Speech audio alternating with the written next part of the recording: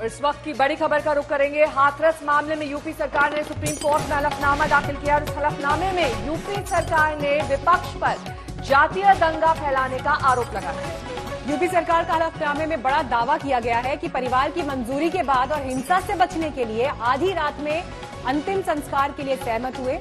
इस हलफनामे में यूपी सरकार ने दावा किया कि 14 सितंबर को मामला सामने आने के बाद पुलिस ने फौरन एक्शन लिया।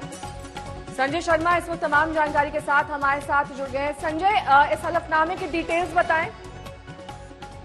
हलफनामे की डिटेल्स ये है कि उत्तर प्रदेश सरकार ने पहली बार इस मामले में चुप्पी तोड़ते हुए ये कहा है कि आखिर उन्हें आधी रात को पीड़िता के शव का अंतिम संस्कार करने की जरूरत क्यों पड़ी, और उन्होंने अब कहा है कि उन्होंने अंतिम संस्कार करने के पहले पीड़िता के परिवार वालों की इजाजत भी ली थी, उनकी मंजूरी मिलने के बाद ही उन्होंने ऐसा कदम उठाया है। लेकिन जांच और परिवार वालों के पीड़ित परिवार के बयान कुछ और ही बयान कर रहे हैं। लेकिन उन्होंने ये भी कहा है कि फिलहाल उत्तर प्रदेश सरकार ने तमाम विवादों से बचते हुए इसकी जांच सीबीआई से कराने की सिफारिश कर दी है। लेकिन साथ ही ये भी कहा है कि उनकी राज्य की अपनी जांच एजेंसियां सक्षम है इसे जांच करने में, लेकिन जातिगत और धार्मिक दंगे भड़काने की साजिश रचते हुए लोग इसे डिरेल्ड करना चाहते हैं। लिहाजा उन्होंने केंद्रीय जांच एजेंसी से इसकी जांच कराने की सिफारिश कर दी है। फिलहाल एसआईटी का गठन किया। एसआईटी ने जो अब तक जांच में जो भी चीजें पाई हैं वो सुप्रीम कोर्ट के साथ वो शेयर करेंगे। एक अतिरिक्त हलफनामा दाखिल करेंगे जिसमें वो बताएंगे, यानी स्टेटस रिपोर्ट की तरह वो होगा।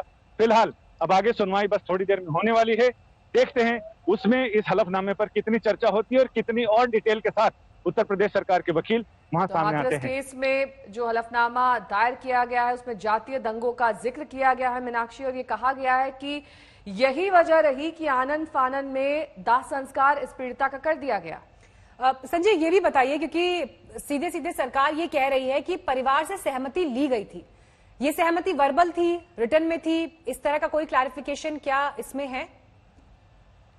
ये तो अब जब कोर्ट उनसे काउंटर क्वेश्चन पूछेगी तब समझ में आएगा कि आखिर किस तरह की मंजूरी सहमति ली गई थी।